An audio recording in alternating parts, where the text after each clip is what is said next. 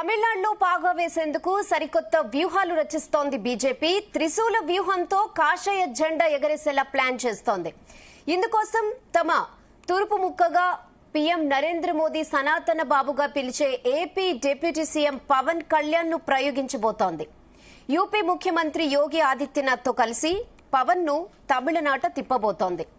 ఇక ఈ నెల 22న మధురైలో జరగనున్న అతిపెద్ద ఆధ్యాత్మిక సమావేశానికి UP CM Yogi Adityanath, AP deputy CM Pawan Kalyan హాజరు కానున్నారు.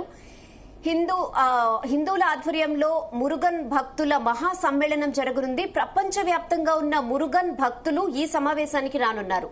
తమిళనాడులో మురుగన్ భక్తులు ఎక్కువ, అందుకే మురుగన్ భక్తుల సమ్మేళనంలో AP deputy CM Pawan Kalyan, UP CM Yogi Adityanath ఒకే వేదికను పంచుకోబోతున్నారు. యోగి పవన్ సమ్మేళనం తర్వాత తమిళనాడులో బీజేపీ మరింత దూకుడు పెంచనుందా లేదా ఈ విషయంపై జీ ఎడిటర్ భరత్ అనాలిసిస్ చేద్దాం. Yes Bharat, good evening.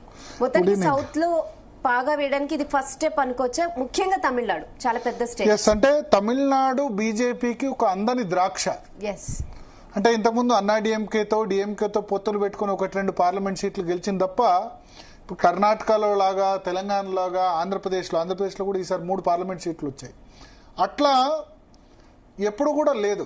కారణం ఏంటంటే నార్త్ లో పనిచేసిన హిందుత్వ నినాదం తమిళనాడుకు వచ్చేసరికి పనిచేయట్లేదు. సో ఈసారి తమిళనాడును ఖచ్చితంగా టార్గెట్ చేయాల్సిందే. బీజేపీకి వేరే ఆల్టర్నేటివ్ లేదు. 240 సీట్లు మాత్రమే మొన్న వచ్చాయి. 39 పార్లమెంట్ సీట్లు అక్కడ ఉన్నాయి. సో ఎట్లా, దాని గురించి మొన్న అన్నామలైని ప్రయోగించారు, అది వర్కౌట్ కాలేదు. ఇప్పుడు డిఎంకేతో పొత్తుండబోతుంది. ఈసారి ఎట్టి పరిస్థితుల్లో డిఎంకేను గద్దెదించాలి. రెండవది, తమిళనాడులో కూడా హిందుత్వం ఎందుకు రాదు, హిందుత్వ ఫీలింగ్ ఎందుకు తీసుకురాకూడదు? ఇక్కడ తమిళనాడులో ఉన్న టెంపుల్స్ ఎక్కడా లేవు దేశంలో. మీకు రామేశ్వరం, కంచి, ఇవన్నీ చూడండి, మధుర మీనాక్షి, ఇవన్నీ ఎక్కడ తమిళనాడే. అరుణాచలం మన తెలంగాణ, ఆంధ్రప్రదేశ్ నుంచి వెళ్తున్నారు. అయినా సరే ఎందుకు హిందుత్వకు సంబంధించిన ఫీలింగ్ అక్కడ రావట్లేదు? భక్తులేమో చాలా మంది ఉన్నారు, కానీ ద్రవిడ పార్టీల ఆధిపత్యం. సో అందుకని భారతీయ జనతా పార్టీ ఆలోచించింది ఏంటంటే, ఖచ్చితంగా ఇక్కడ తీసుకురావాలంటే ఎవరో నార్త్ ఇండియా నుంచి వచ్చి ఇక్కడ హిందూ ఫీలింగ్ చెప్తే కాదు, సౌత్ ఇండియా వ్యక్తి, తమిళ్ మాట్లాడే వ్యక్తి హిందుత్వ గురించి, సనాతన ధర్మం గురించి చెప్తే అది వర్కౌట్ అవుతుంది. అది అని ఆర్ఎస్ఎస్ కానీ బీజేపీ కానీ భావిస్తున్నాయి. సో తమిళ్లో అంత మాట్లాడే పాపులర్ ఫిగర్ ఎవరు అని ఆలోచిస్తే గనక పవన్ కళ్యాణ్ బీజేపీ మైండ్లోకి వచ్చారు. పవన్ కళ్యాణ్ తమిళ్ అనర్గళంగా మాట్లాడగలడు. ఎట్లా? ఆయన పుట్టింది ఆంధ్రప్రదేశ్ అయినా చదువుకుంది లేకపోతే ఉంది అంత కూడా, ఎందుకంటే చిరంజీవి మద్రాసులో సినిమాలు చేస్తున్నప్పుడు చిరంజీవి దగ్గర పెరిగారు. సో ఆయన చిరంజీవి కానీ, అల్లు అర్జున్ కానీ, రామ్ చరణ్ కానీ వీళ్ళంతా కూడా మద్రాసులో, పవన్ కళ్యాణ్ కానీ, అల్లు అర్జున్ కానీ వీళ్ళంతా మద్రాసులో ఆ సమయంలో ఉన్నారు. ఫిల్మ్ ఇండస్ట్రీ ఆ సమయంలో మద్రాసులో ఉంది. సో తమిళ్ చాలా చదవగలడు, అనర్గళంగా మాట్లాడగలడు. మొన్న మే 24-25 తేదీన 1 నేషన్ 1 ఎలక్షన్ కాన్ఫరెన్స్ గురించి చెన్నై పవన్ కళ్యాణ్ వెళితే గనక తమిళనాడు నేతలు ఎంత అపూర్వ స్వాగతం పలికారంటే పవన్ కళ్యాణ్కి. ముఖ్యంగా తమిళసై సౌందరరాజన్, మన తెలంగాణ గవర్నర్, ఎయిర్పోర్ట్కి వచ్చి పవన్ కళ్యాణ్ స్వాగతం చేశారు.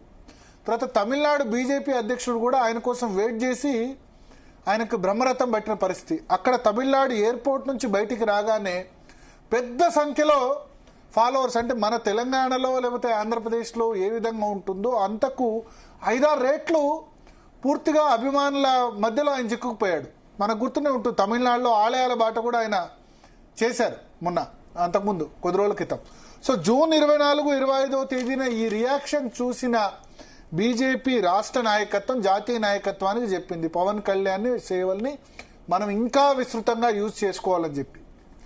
సో ఇప్పుడు జూన్ 22వ తేదీన 4-5 లక్షల మంది మదురైలో ఒక సమావేశంలో పాల్గొనబోతున్నారు.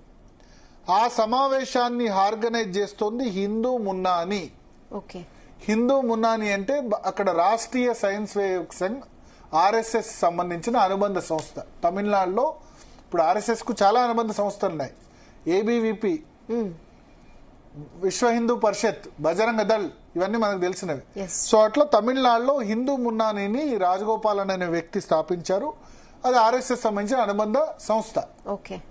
సో అది ఏం చేయబోతుందంటే జూన్ 22వ తారీఖున మధురైలో మధుర మీనాక్షి, మనకు మహేష్ బాబు సినిమా కూడా ఉంటుంది కదా, మధుర మీనాక్షి చాలా ఫేమస్ కదా. Yeah. సో దానికి సమీపంలో మురుగన్ అంటే చాలా మంది ఎవరు అనుకుంటారు, శివుడి రెండో కుమారుడు. ఓకే. మనకందరు శివుడు కుమారుడు వినాయకుడు గురించే మనం వినాయక చవితి ఉత్సవాలు చెప్తాం. కానీ తమిళనాడులో వినాయక చవితి ఎక్కువ జరపరు. తమిళనాడులో ఎక్కువ మంది ఆరాధించేది సుబ్రహ్మణ్య స్వామిని.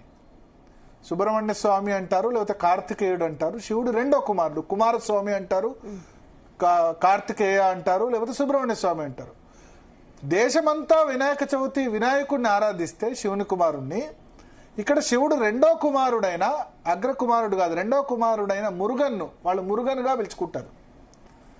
సో పళని క్షేత్రం ఏదైతే ఉందో సుబ్రహ్మణ్య స్వామి క్షేత్రం, సో సుబ్రహ్మణ్య స్వామి చాలా మంది ఆరాధ్య దైవం. మనకు వెంకటేశ్వర స్వామి తెలంగాణ ఆంధ్రప్రదేశ్ లో ఎంత ఎక్కువనో, తమిళనాడులో మెజారిటీ వాళ్ళ ఆరాధ్య దైవం మురుగన్, అంటే సుబ్రహ్మణ్య స్వామి. సో శివుణ్ణి అక్కడ ఎక్కువ ఆరాధిస్తారు, విష్ణువు కంటే కొంచెం ఎక్కువగా. శివుడికి సంబంధించిన రెండవ కుమారుడిని ఎక్కువ ఆరాధిస్తారు. సో ఈ ప్రపంచవ్యాప్తంగా ఉన్న మురుగన్ భక్తుల సమ్మేళనాన్ని మదురైలో ఆర్గనైజ్ చేస్తున్నారు. ప్రపంచవ్యాప్తంగా ఉన్న తమిళులు ఏవైతే ఉన్నారో మురుగన్ భక్తుల సమ్మేళనం జూన్ 22వ తేదీన జరగబోతుంది. ఈ జూన్ 22వ తేదీన జరగబోతున్న సమ్మేళనానికి ముఖ్య అతిథులు ఎవరంటే యోగి ఆదిత్యనాథ్, ఉత్తరప్రదేశ్ సీఎం, రెండవది పవన్ కళ్యాణ్. అంటే సనాతన ధర్మానికి ఉత్తరాదిలో బ్రాండ్ అంబాసిడర్ యోగి ఆదిత్యనాథ్ అయితే దక్షిణాదిలో brand ambassador Pawan Kalyan. So వీళ్ళిద్దరూ ఒకే స్టేజ్ పంచుకోబోతున్నారు, ఒకే స్టేజ్ మీద వీళ్ళు ఉండబోతున్నారు. ఇది అమిత్ షా, తర్వాత రాష్ట్రీయ స్వయం సేవక్ సంఘ్, బీజేపీ కలిసి ఈ వ్యూహాన్ని, త్రిశూల వ్యూహాన్ని అమలు చేస్తున్నాయి. అన్నాడీఎంకేతో పొత్తుంటుంది. At the same time BJP ఈసారి ఖచ్చితంగా స్ట్రాంగ్ ప్రజెన్స్ చెయ్యాలి, తమిళనాడులో గౌరవప్రదమైన సీట్స్ సాధించాలి.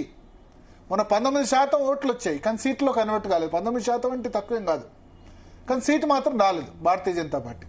సో ఈసారి అన్నాడీఎంకేతో కలిసి పోటీ చేస్తున్నారు కాబట్టి. సో పవన్ కళ్యాణ్ ఎందుకు చూజ్ చేసుకున్నారంటే నేను ఇంతకుముందు చెప్పినట్టు 2 కారణాలు. ఒకటి భాష మీద పట్టు. తమిళులు మీరు వచ్చి హిందీలో మాట్లాడితే, వేరే లాంగ్వేజ్ లో మాట్లాడితే వాళ్ళకి నచ్చదు. పవన్ కళ్యాణ్ మొన్న 1 నేషన్ 1 ఎలక్షన్ పెడితే తమిళనాడును వదిలి నేను వెళ్ళిపోయాను కానీ తమిళనాడు నన్ను వదలట్లేదు అని ఆయన చెప్పారు తమిళంలో. సో తమిళ భాషలో అనర్గళంగా మాట్లాడే ఆ కెపాసిటీ ఉంది. రెండవది, తమిళనాడులో తెలుగు పాపులేషన్ 10% ఉంది, 10% ఇప్పటికీ. చెన్నై నగరం అయితే ఆర్కే నగర్ లాంటి జయలలిత ప్రాతినిధ్యం వహించిన దానిలో తెలుగు వాళ్ళే ఎక్కువ. తమిళనాడు తెలుగు సంఘాలు కూడా చాలా పెద్ద ఎత్తున ఉన్నాయి. ఇక్కడ చిత్తూరు జిల్లా, కడప, కర్నూలు అవన్నీ కూడా బార్డర్ డిస్ట్రిక్ట్స్ వాళ్ళంతా పోయి హైదరాబాద్ కంటే చెన్నైలో వాళ్ళు సెటిల్ అయ్యారు చాలా మంది. నెల్లూరు ఇవన్నీ కూడా చాలా మంది చెన్నైలో, బెంగళూరులో సెటిల్ అవుతారు. ఇప్పుడనే కాదు, కొన్ని శతాబ్దాల కింద, దశాబ్దాల కింద ఓన్లీ చెన్నైలోనే కాకుండా మదురైలో కానీ, అంటే దక్షిణ తమిళనాడులో ఉన్న మదురైలో కానీ, కోయంబత్తూరులో కానీ ఇక్కడ కూడా చాలా మంది వెళ్ళి సెటిల్ అయ్యారు. ఆ సెటిల్ అయిన వాళ్ళు ఎక్కువ మంది కాపులు, అక్కడ వాళ్ళు నాయుడుస్గా ఉన్నారు. సో పవన్ కళ్యాణ్కి ఆ విధంగా కులానికి సంబంధించిన అభిమానం కూడా ఉంది. తమ కులానికి సంబంధించిన వ్యక్తి చాలా ఎక్కువ సంఖ్యలో ఉన్నారని చెప్పి. సో జూన్ 22వ తేదీన ఒకటే స్టేజ్ మీద ఉత్తరాది సనాతన ధర్మ బ్రాండ్ అంబాసిడర్ యోగి ఆదిత్యనాథ్, దక్షిణాది సనాతన ధర్మ బ్రాండ్ అంబాసిడర్ పవన్ కళ్యాణ్ ఇద్దరు ఒకే స్టేజ్ మీదకి రాబోతున్నారు. అది 4 నుంచి 5 లక్షల మంది సమక్షంలో దీన్ని జరపబోతున్నారు హిందూ మున్నాని. దీనికోసం పవన్ కళ్యాణ్ ఆల్రెడీ దీక్ష స్టార్ట్ చేశారు, మనకు తెలుసు. దీనికోసం దీక్ష చేశారు సుబ్రహ్మణ్యం. అంటే ఆయన ఏం చేసినా నిష్టగా చేస్తారు, మనకు తెలుసు కదా. ఇదివరకు తిరుపతిలో లడ్డు అపవిత్రమైందంటే ఆయన డ్రెస్ కోడ్ చూసాం, ప్రతి ఆలయాల్ని వెళ్ళి శుద్ధి చేశారు కదా. అక్కడే అదే దీక్షతో, అదే డ్రెస్ తో మోడీ దగ్గరికి వెళ్తే గనక నువ్వు ఇంకా హిమాలయాలకు అప్పుడే వెళ్ళకు అని ఆయన జోక్ చేశారు కదా. ఎస్ హిమాలయాలకు వెళ్ళాల్సిన సమయం కాదు, ఇంకా నువ్వు పూర్తి యోగిలా మారకు అని చెప్పి, నీ సేవలు ఇంకా చాలా అవసరం అని చెప్పి. సో ఇప్పుడు హిందూ మున్నాని తర్వాత అంటే రాష్ట్రీయ స్వయం సేవక్ సంఘ్ బీజేపీ నేతృత్వంలో జరిగే ఈ సమావేశం జరగకుండా డిఎంకే అక్కడ అధికార పక్షం చాలా అడ్డుపడ్డది. మేము పర్మిషన్ ఇవ్వమని చెప్పింది. ఎందుకంటే హిందూ కన్సల్టేషన్ అయితే వాళ్ళకి ప్రాబ్లం. ఎందుకంటే యాంటీ హిందూ పార్టీగా డిఎంకే ముద్రపడింది. స్టాలిన్ కుమారుడు ఎటువంటి కామెంట్ చేశారో సనాతన ధర్మం గురించి చూసాం. అక్కడ చేసిన కామెంట్ ఉత్తరాదిలో కూడా వాడారు. కానీ అక్కడ హిందూ ధర్మాన్ని పోలరైజ్ చేసే పార్టీ లేదు, రెండు ద్రవిడ పార్టీలే. అన్నాడీఎంకే కూడా పెద్దగా వ్యతిరేకించదు. జయలలిత పరమ భక్తురాలు, ఆమె జ్యోతిష్యం చూసే టికెట్లు ఇచ్చేవాళ్ళు. కానీ జయలలిత మరణం తర్వాత ఆమె కూడా అది కూడా ద్రవిడ పార్టీయే కదా. సో భారతీయ జనతా పార్టీ కూడా లోకల్ వాళ్ళు ఎవరు లేరు హిందుత్వకు సంబంధించి. సో ఇప్పుడు యోగి ఆదిత్యనాథ్ ను వీళ్ళిద్దరిని ఒక స్టేజ్ మీదకి తీసుకొచ్చి 5 లక్షల మంది సమక్షంలో సుబ్రహ్మణ్య స్వామికి సంబంధించిన భక్తుల సమావేశం నిర్వహించి కొంత పారాయణం చేసి ఆయన ప్రార్థించే కార్యక్రమం జరగబోతుంది. అయితే దీనికోసం మీరు ఇంతకుముందు అడిగారు కదా, పవన్ కళ్యాణ్ కఠోర దీక్ష చేస్తున్నారు. 12 రోజుల పాటు ఆల్రెడీ నాన్ వెజ్ మానేశారట ఆయన. సినిమా షూటింగ్ చేస్తున్నారు, కఠోర దీక్ష చేస్తున్నారు. 22 కోసం ఆల్రెడీ స్టార్ట్ అయింది, వాళ్ళ 17th 16th కదా. 12 రోజుల దీక్ష చేస్తున్నారు. దానికోసం ఆయన తెల్ల చొక్కా తర్వాత గ్రీన్ కలర్ కండువా ఏదో వేసుకుంటారు. మురుగన్ సంబంధించి దీక్ష చేస్తున్నారు. ఆల్రెడీ కఠోర దీక్షలో పవన్ కళ్యాణ్ ఉన్నారు. ఎందుకంటే ఏది చేసినా త్రికరణ శుద్ధిగా అంతరాత్మతో చేస్తారు. పైన చేయడం పవన్ కళ్యాణ్కి తెలియదు. మనకు ఆలయాల దర్శన సందర్భంగా కూడా పవన్ కళ్యాణ్ విజువల్స్, తమిళనాడులో ఉన్న ఆలయాల దర్శనం కూడా అదే జరిగింది. చాలా మొక్కులు తెచ్చుకున్నారు. అదంతా కూడా నెక్స్ట్ తమిళనాడులో పవన్ కళ్యాణ్ ని ఖచ్చితంగా యూజ్ చేసుకోవాలి. కర్ణాటక ఎలక్షన్స్ కూడా యూజ్ చేసుకుంటారు నెక్స్ట్ వచ్చినప్పుడు. సో ఆ టెంపుల్స్ అన్ని కూడా మోస్ట్లీ తమిళనాడు, కేరళలో కూడా ఎలక్షన్స్ ఉన్నాయి. సరే, కేరళలో పెద్దగా తెలుగు పాపులేషన్ లేదు, బట్ తమిళనాడులో పవన్ కళ్యాణ్ ఇస్ చాలా ఫేమస్. ప్లస్ 12వ తేదీని మొన్న తమిళనాడు రాష్ట్ర అధ్యక్షుడు వచ్చి స్వయంగా పవన్ కళ్యాణ్ ను ఇన్వైట్ చేసి వెళ్లారు. సో ఇప్పుడు 22వ తేదీన యోగి ఆదిత్యనాథ్ పక్కన పవన్ కళ్యాణ్. ఫస్ట్ టైం ఈ కాంబినేషన్ ఉండబోతుంది. ఇదివరకు నరేంద్ర మోడీ పవన్ కళ్యాణ్ కాంబినేషన్ 2014లో సూపర్ హిట్ అయింది. అప్పుడు తెలుగుదేశం పార్టీ గెలుస్తుందని కూడా ఎవరు అనుకోలేదు అంత ఘనంగా కదా. పవన్ కళ్యాణ్ నిస్వార్థంగా తన పార్టీ పెట్టారు, కానీ ఒక్క క్యాండిడేట్ కూడా పెట్టకుండా టీడీపీ, జనసేన, బీజేపీ కలిసిన ప్రతిసారి హిట్ అయింది. 2014లో హిట్ అయింది, మొన్న హిట్ అయింది. సో ఈసారి ఆయన యోగి ఆదిత్యనాథ్ తో స్టేజ్ మంచుకోబోతున్నారు. So that he's giving message. సనాతన ధర్మాన్ని సౌత్ లో పవన్ కళ్యాణ్ ఒక బ్రాండ్ అంబాసిడర్ గా వాళ్ళు వినియోగించుకోవాలన్నది వాళ్ళ లక్ష్యంగా కనిపిస్తోంది. అందులో భాగంగా దీనిలో పాల్గొనబోతున్నారు. మరొకసారి మనం పవన్ కళ్యాణ్ వేషధారణ ఎట్లా ఉంటది బయటికి, ఎందుకంటే 22వ తేదీని 21వ తేదీ యోగా డేలో బహుశా పవన్ కళ్యాణ్ కూడా పాల్గొట్టరేమో. నరేంద్ర మోడీ వస్తున్నారు.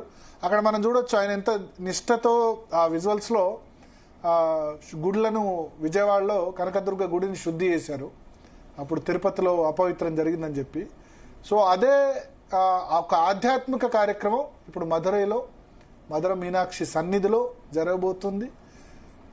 యోగి ఆదిత్యనాథ్ కుంభమేళా కూడా దర్శించుకున్నారు పవన్ కళ్యాణ్. మధ్యలో కుంభమేళాలో వెళ్లి కూడా స్నానం చేశారు.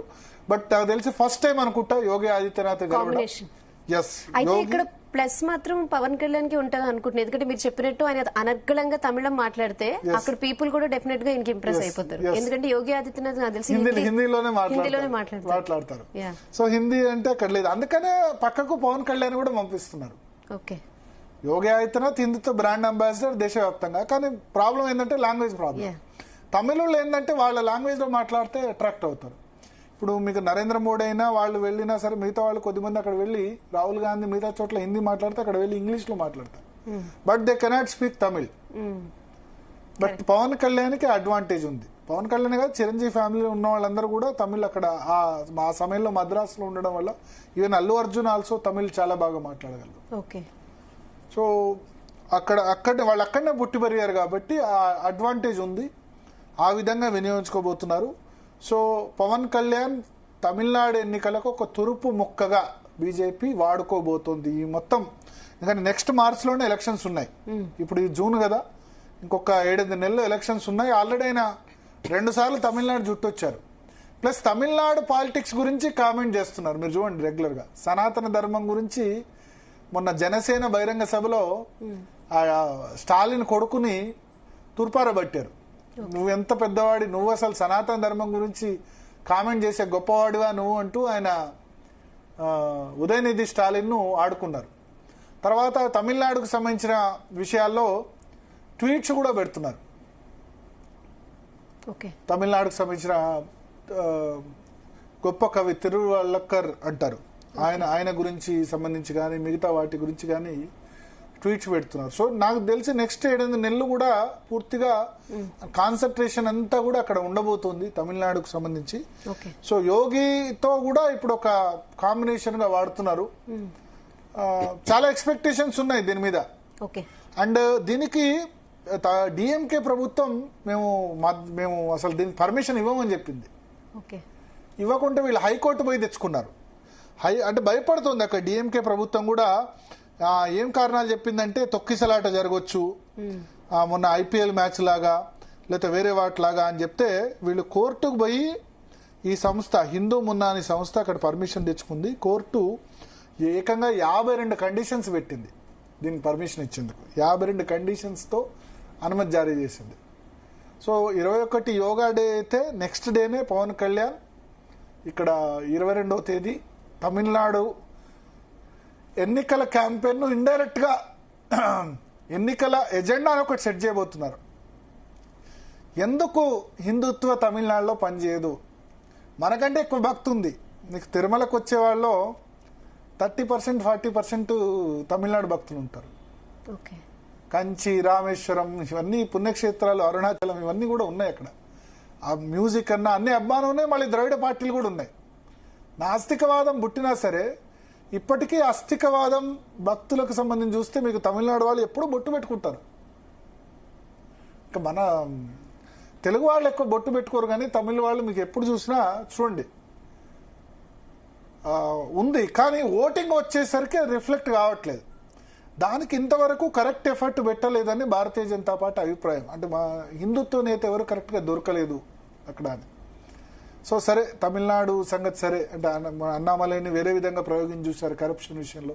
సో ఎంత కరప్షన్ మిగతా ఇష్యూస్ ఉన్నా అక్కడ హిందూ కన్సాలిడేషన్ కావాలి. ఆ హిందూ కన్సాలిడేషన్ కు పవన్ కళ్యాణ్ అన్న వ్యక్తి సెట్ అవుతారు అని భావిస్తోంది. అందుకనే ఒక కాంబినేషన్ ప్రయత్నం చూద్దాం. మహారాష్ట్రలో కూడా పవన్ కళ్యాణ్ సేవల్ని వాడుకున్నారు, అట్లాగే తమిళనాడులో కూడా ఇప్పుడు వాడుకోబోతున్నారు. 22వ తేదీ చాలా పెద్ద ఎత్తున మురుగన్ భక్తుల, సుబ్రహ్మణ్య స్వామి భక్తుల వాళ్ళందరి సదస్సు, దానిలో ఆధ్యాత్మిక కార్యక్రమాలు ఉంటాయి. ఇండైరెక్ట్గా పొలిటికల్ మెసేజ్ కూడా. అంటే ఈ రామేశ్వరం ఉన్న నేల, కంచి ఉన్న నేల, అరుణాచలం ఉన్న నేలలో ఈ నాస్తికవాదం ఏంటి, ఈ హిందూ వాదాన్ని, సనాతన ధర్మాన్ని ఈ విధంగా ఎట్లా అవహేళన చేస్తారని బహుశా ఆయన ఆవేశంగా మాట్లాడవచ్చు. ఇక్కడ మొన్న తిరుపతిలో మాట్లాడారు కదా, అంతకుముందు తిరుపతిలో మాట్లాడిన సందర్భంగా మాట్లాడారు. జనసేన ఆవిర్భావ సభలో కూడా మాట్లాడారు పవన్ కళ్యాణ్. సో అక్కడే ఉదయనిధి స్టాలిన్ కు బహుశా ఛాలెంజ్ కూడా విసరొచ్చు. నేను నిరూపిస్తా సనాతన ధర్మం గొప్పతనం అన్న విషయం గురించి కూడా మాట్లాడే అవకాశం ఉంది. యోగి ఆదిత్యనాథ్ కూడా అదే టోన్ లో, అంటే ఫుల్ హిందుత్వ మోడ్ లో ఇంకా వెళ్ళాలని డిసైడెడ్. సో అందుకని స్టాలిన్ సర్కారు కూడా భయపడుతుంది. దాని పర్మిషన్ ఇవ్వకపోతే హైకోర్టుకు వెళ్తే హైకోర్టు చివరి పర్మిషన్ ఇచ్చింది, తొక్కిసలాట జరుగుతుంది ఇటువంటి అని చెప్పి. సో ఒక లాంచ్ ప్యాడ్ లాంటిది ఇది పవన్ కళ్యాణ్ కి. ప్లస్ యోగి భావి లీడర్ గా భావిస్తున్నారు యోగి ఆదిత్యనాథ్ భారతీయ జనతా పార్టీకి సంబంధించి. కాబట్టి యోగి ఆదిత్యనాథ్ పవన్ కళ్యాణ్ కాంబినేషన్ కూడా మనం అక్కడ చూడొచ్చు రేనా. సో ఫైనల్లీ అంటే ఈ హిందూ మున్నాని సంస్థ ఇంపాక్ట్ ఎంతవరకు ఉంటుంది అనుకుంటున్నారు మీరు? అంటే హిందూ మున్నాని అక్కడ హిందువుల్ని కన్సాలిడేట్ చేసే ప్రయత్నం చేస్తుంది. ఉన్నారు, కానీ ఏంటంటే రాజకీయంగా ఇప్పుడు భక్తి పరంగా మీకు తమిళనాడులో కొదవలేదు. కానీ అది ఆ భక్తి అన్నది ఓటు వేసే దగ్గర వెళ్ళట్లేదు. భారతీయ జనతా పార్టీ మిగతా రాష్ట్రాల్లో సక్సెస్ అయింది హిందువుల కన్సాలిడేషన్లో కదా. ఉత్తరప్రదేశ్ లో సక్సెస్ అయింది, మధ్యప్రదేశ్ లో సక్సెస్ అయింది, ఈవెన్ తెలంగాణలో కూడా మొన్న 8 పార్లమెంట్ సీట్లు వచ్చాయంటే రామ మందిరం ఒక కారణం. కానీ కర్ణాటకలో సక్సెస్ అయింది, కానీ తమిళనాడులో సక్సెస్ కాలేకపోతుంది. ఈసారి దాన్ని సీరియస్గా ప్రయత్నించాలి, మనం మన వేలోనే వెళ్దాం. ఇప్పుడు ఈవెన్ రజనీకాంత్ ఆల్సో నేను ఆధ్యాత్మిక పాలిటిక్స్, స్పిరిచువల్ పాలిటిక్స్ చేస్తా అన్నారు. పార్టీ పెట్టారు కానీ ఆయన మధ్యలో డ్రాప్ అయ్యారు, ఎందుకో నాకు కరెక్ట్ అనిపించట్లేదు అని చెప్పి. ఓకే, సో మనం మన వేలోనే వెళ్దాం, ఆధ్యాత్మికంగానే వెళ్దామని భారతీయ జనతా పార్టీ ప్రయత్నిస్తుంది. సో అది ఎంత మేరకు వర్కౌట్ అవుతుంది ఏందన్నది చూడాలి. Okay okay Bharat, thank you. So మీరు చెప్పినట్టు ఇప్పుడు మోదీ పవన్ కాంబినేషన్ హిట్ అయినట్టు ఇది కూడా హిట్. యోగి పవన్ కాంబినేషన్ కూడా ఎట్లా ఉంటుంది, హిట్ అవుతుందా, రాబోయే రోజుల్లో వాళ్ళ మధ్య కెమిస్ట్రీ ఉంటుందా లేదా? ఒకే వేదికను తొలిసారి అయితే మంచుకోబోతున్నారు. మోడీ పవన్ కాంబినేషన్ అయితే డెఫినెట్లీ హిట్, బిగ్ హిట్. ఎప్పుడు అది చేసిన ఓట్లు అయితే రాలాయి, ఈసారి మరి అది తమిళనాడులో ఓట్లు రాలుతాయి అన్నది చూడండి. మీరు చెప్పినట్టు ఇది ఒక initiation step in Tamil Nadu. Yes, ఇంకా ఇది ఒక ట్రైలర్, ఇంకా 8 నెలలు ఉంది. చాలా సినిమాలు, చాలా స్టెప్స్ పవన్ కళ్యాణ్ తో చేయిస్తుంది Bharatiya Janata party. He's also ready to do, ఎందుకంటే is dedicated to Sanatana Dharma. ఆయన ఇంతకుముందు ఏంటో కానీ ఇప్పుడైతే ఖచ్చితంగా సనాతన ధర్మం, దాని ఎస్పెషల్లీ తమిళనాడులో ఉదయనిధి స్టాలిన్ సనాతన ధర్మం గురించి నెగటివ్ కామెంట్ చేశారు కాబట్టి అక్కడనే ఓడించి సత్తా చాటాలని ఆయన కంకణం కట్టుకున్నారు. అందుకని ఆయన ఇనిషియేషన్ చూపిస్తున్నారు తమిళనాడులో. నేను డిఎంకేను ఓడించి తీరుతానన్న కసి పవన్ కళ్యాణ్ కనిపిస్తుంది. ఓడించి ఒక మెసేజ్ పంపిద్దాం మిగతా హిందువుల కన్నా కాంక్ష ఆయనలో బలంగా కనిపిస్తుంది. Okay okay Bharat, thanks for the analysis. So చూసాం కదా, ఇది ఇవాళ స్పెషల్ అనాలిసిస్.